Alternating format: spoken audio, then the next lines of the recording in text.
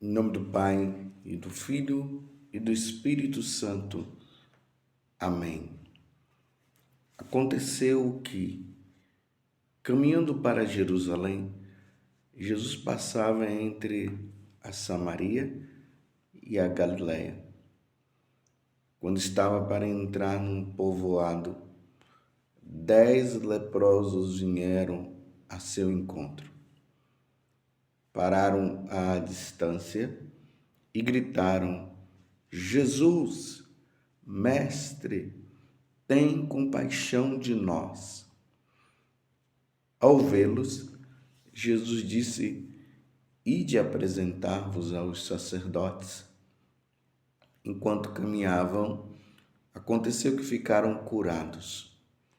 Um deles, ao perceber que estava curado, voltou glorificando a Deus em alta voz. Atirou seus pés de Jesus com o rosto por terra e lhe agradeceu. E este era um samaritano. Então Jesus lhe perguntou: Não foram 10 os curados? E os outros 9 onde estão? Não houve quem voltasse para dar glória a Deus, a não ser este estrangeiro? E disse-lhe: Levanta-te e vai, tua fé te salvou.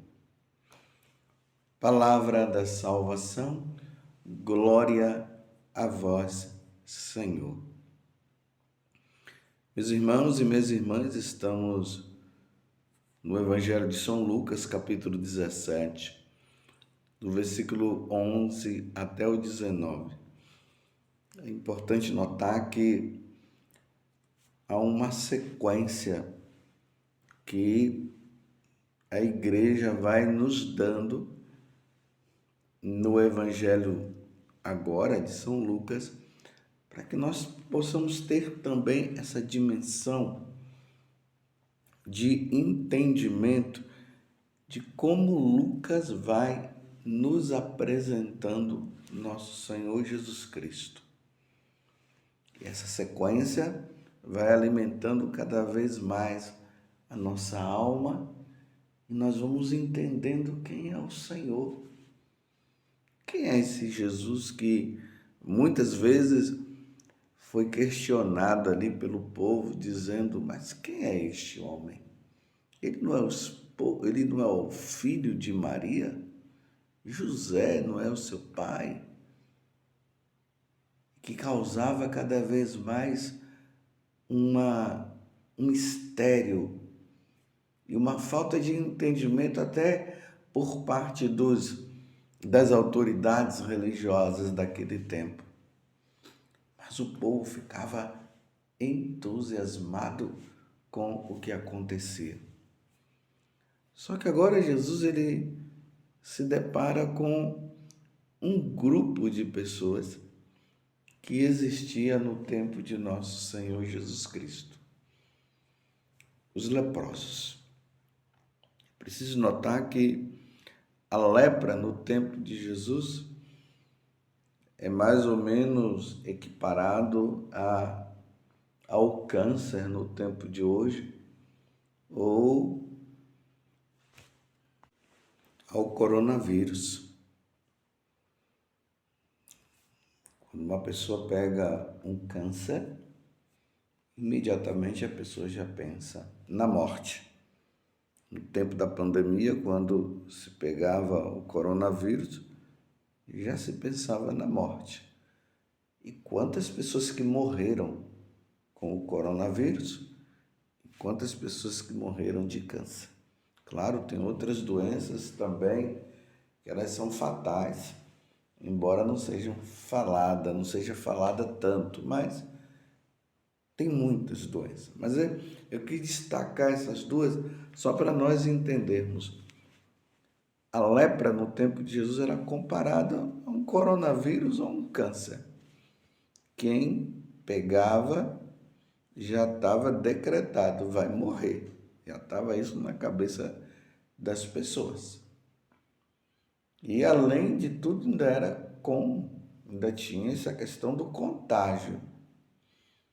Então, quem estava com a lepra tinha que se manter distante, tinha que morar em lugares fora das cidades. Eles moravam assim, dentro de cavernas. Eles tinham que andar com um sino no pescoço para fazer aquele barulho, porque assim, quando as pessoas viam, elas já se distanciavam.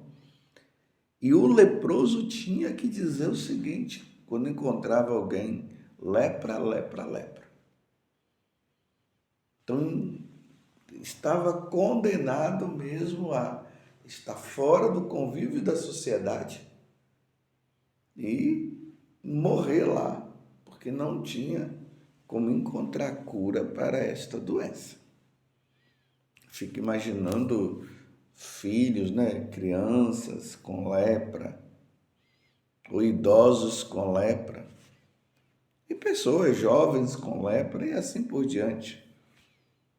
Não poder ter contato com os seus familiares. Essa era a condição do leproso no tempo de Jesus. Por isso que aqui fala que quando esses 10 leprosos eles viram Jesus, eles gritaram. E aqui está dizendo, pararam à distância e gritaram: Jesus, mestre, tem compaixão de nós. E aqui há uma atitude de Jesus, né? Jesus imediatamente, nem diz assim, vocês estão curados, mas Jesus diz, vai ao sacerdote, se apresentem ao sacerdote, porque era uma outra condição. Para voltar ao convívio das pessoas, era necessário que primeiro fosse lá no sacerdote, para o sacerdote comprovar realmente que a pessoa estava curada, para ela voltar ao convívio social. Então é interessante que aqui nós não vemos Jesus dizendo, você está curado. Ele vai ao sacerdote. Então já foi um ato de fé por parte dos leprosos. Ouvindo, né, as histórias de tantas situações, de pessoas que foram curadas, de pessoas que foram, que o demônio foi expulso. Então, eles fizeram o que Jesus mandou. Então, vamos imaginar os 10 leprosos caminhando, indo ao encontro do sacerdote, dos sacerdotes. Um ato grandioso, um ato de fé. Eu estou narrando assim para vocês entenderem toda a situação. E eles vão. E na medida que eles vão caminhando, eles vão ficando curados. E antes de chegarem ao sacerdote, eles foram curados por um ato de fé. Porque Jesus disse, vão ao sacerdote. E aí tem um outro detalhe. Nesse grupo dos leprosos, pelo visto aqui tinham judeus e tinham os samaritanos que eram tidos realmente como estrangeiros, eles não eram queridos pelos judeus, tanto que o judeu, quando via um samaritano, eles cuspiam no chão. Mas esse daqui, como estava na mesma situação que os judeus, então não tinham como fazer isso. Mas eles eram desprezados. Porque os judeus se consideravam a raça pura, no caso ali, e os samaritanos havia tido uma mistura. Eles eram estrangeiros e havia uma mistura entre eles, quando houve o exílio dos judeus. Esta situação do samaritano em relação aos judeus. Aí vejam, nessa questão cultural existente entre eles, o único que voltou foi o samaritano. O samaritano indo ao encontro do sacerdote ou dos sacerdotes, quando ele se depara que a lepra já havia desaparecido, ele toma a iniciativa de voltar e agradecer a Jesus pelo fato ocorrido, pela cura que havia sido realizada. Ele volta para Jesus para agradecer. E Jesus se admira. Não foram 10? E dos 10 só veio esse estrangeiro? Admiração de Jesus. Não houve quem voltasse para dar glória a Deus, a não ser este estrangeiro. E disse-lhe: levanta-te e vai, tua fé te salvou.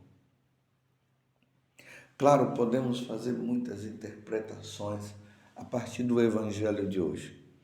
Mas a primeira coisa que nós devemos ter em mente é isso. Um estrangeiro. Os judeus se consideravam, e eram mesmo, o povo escolhido.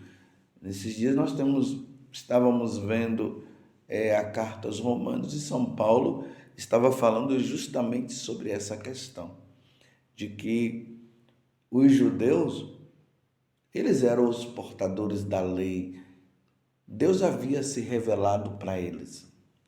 Mas Paulo foi notando, na medida que o tempo foi passando, que o estrangeiro, ou seja, os pagãos, eles também deveriam receber a boa nova. Eles também deveriam se encontrar com a salvação que vinha de nosso Senhor Jesus Cristo.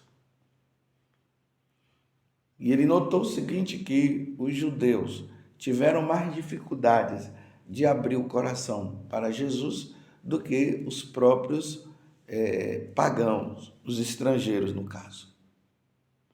Mas Paulo foi dizendo também que os judeus não deveriam se achar melhor do que os pagãos, porque eles, sendo portadores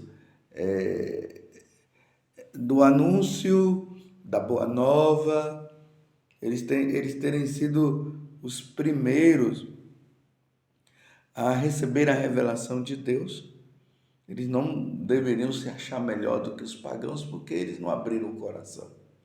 Mas, ao mesmo tempo, São Paulo dizia, e os pagãos ou os estrangeiros não deveriam também se achar melhor do que os judeus, porque Deus fechou o coração deles, melhor, eles fecharam o coração para que os estrangeiros, os pagãos, pudessem se converter a Deus. Então nós estamos aqui diante de um estrangeiro que Jesus se admira, que voltou para agradecer. E aqui, meus irmãos, está uma atitude nossa. Nós que somos os estrangeiros.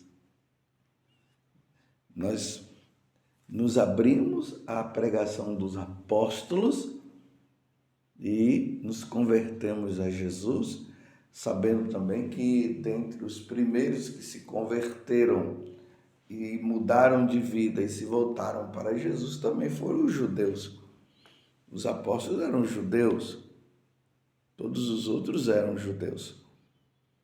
Então, tanto os judeus como os pagãos são chamados a glorificar nosso Senhor Jesus Cristo.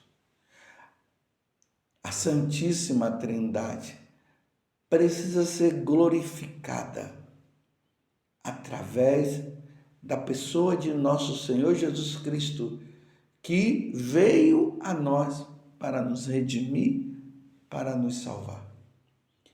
Na verdade, era para nós vivermos, não pedindo, só pedindo, mas a nossa vida deveria ser um eterno agradecimento. No Catecismo da Igreja diz que o homem foi criado para glorificar, para adorar, para agradecer e para servir a Deus.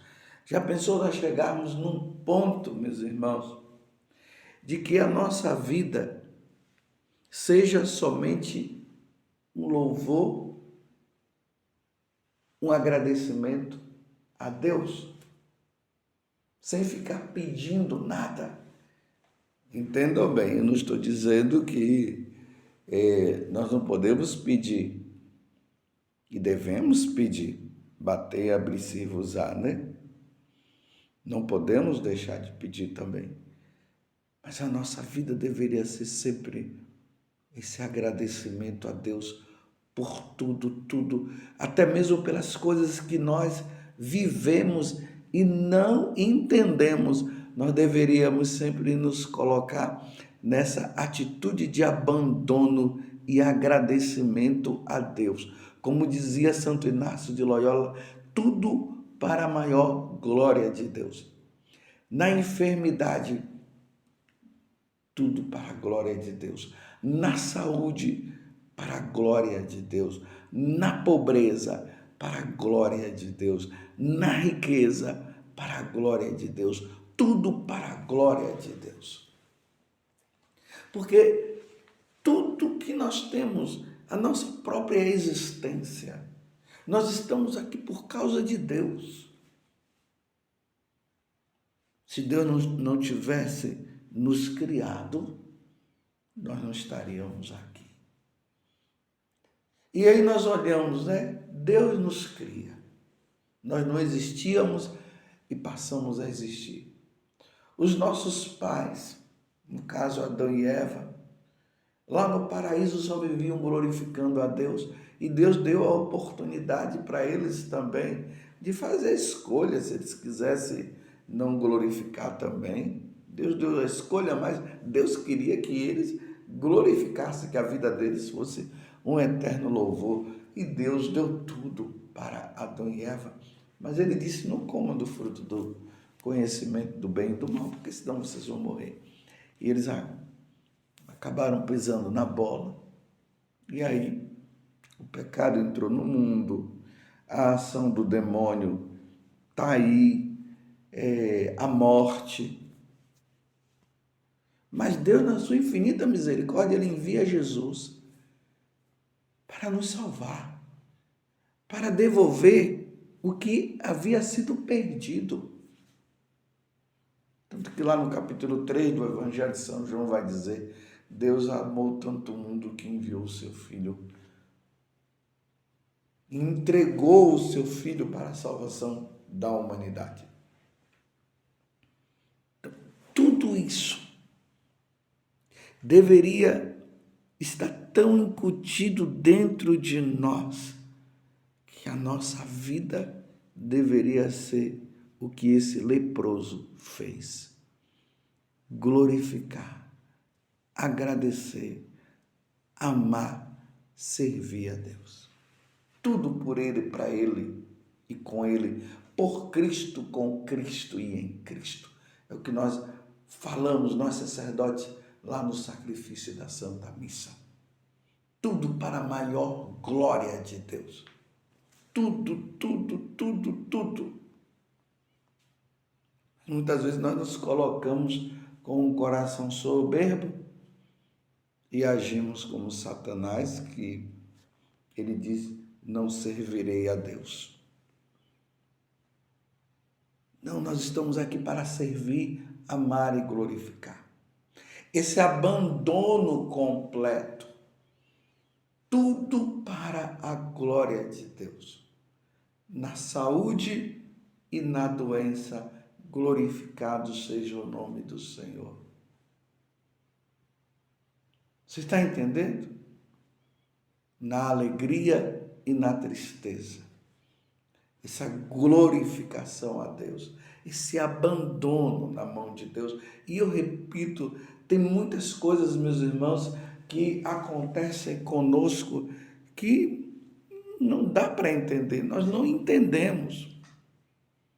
Mas que depois que o pecado entrou no mundo, depois da desobediência dos nossos pais, muitas coisas nós não entendemos. Por exemplo, uma mulher e um homem que são casados, está tudo certinho, não conseguem engravidar. Um rapaz e uma moça que namoram e não deveriam engravidar. A moça não deveria engravidar e ela engravida. Não dá para entender uma coisa dessa. Mas entendendo ou não, a nossa vida deve ser esse agradecimento, este louvor a Deus, mesmo que não entendamos. Não vamos cair na história daquilo que Satanás quer. Satanás quer que diante das situações que acontecem, nós venhamos a blasfemar. Ele quer ver a blasfêmia. Foi isso que ele quis fazer com Jó, mas ele não conseguiu. Que a nossa vida seja um louvor. Esse agradecimento a Deus por tudo, este abandono na mão do nosso Deus. Porque lá no céu é o que nós iremos fazer. Glorificar, amar, servir e viver somente para Ele. Louvado seja nosso Senhor Jesus Cristo, para sempre seja louvado, e a sua mãe, Maria Santíssima.